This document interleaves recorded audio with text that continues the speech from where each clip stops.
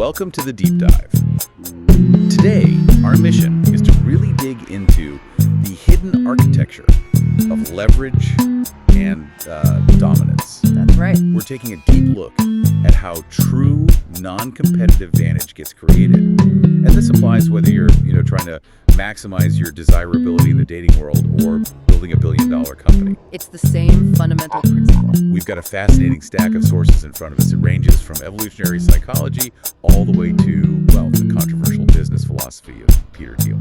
And we're ending with the big tech monopolies. Exactly. We're searching for that blueprint, the one that lets certain players, whether they're people or huge companies, just step outside of simple competition. And that's what's so often overlooked, isn't it? We found this again and again in the sources. Success isn't just about, beating the other guy. In fact, if you're constantly in that head-to-head competition, it's just draining. It's fundamentally limiting. The most enduring success in a relationship, in a company, it comes from escaping that fight entirely. So you're not playing the game better, you're creating a new one. You're creating a position so unique, so valuable, that the entire market of alternatives just becomes irrelevant.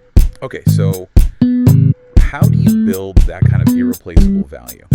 We're going to start in the most primal place, attraction, the counterintuitive power of withholding. The hard-to-get phenomenon. We'll look at the psychological research on that, then pivot to Peter Thiel's argument that, well, monopolies are actually good. And finally, we'll see how data-driven platforms use, well, let's call it surveillance, to build these impenetrable positions. Let's do it. Okay, let's start with the basics. The principle of reciprocity of attraction.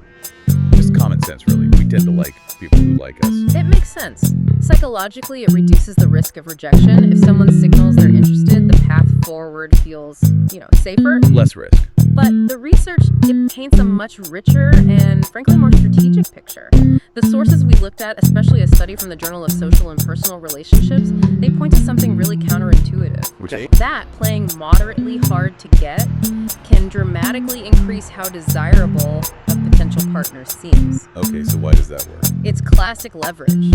A person who's perceived as hard to get is immediately associated with a higher mate value. They seem more valuable because they're scarce. Exactly. The researchers found participants in the study actively made greater efforts for and found more sexually desirable the dates they saw as less available. So the effort itself becomes part of the attraction. It's an investment. The rationale here is maybe unconsciously transactional.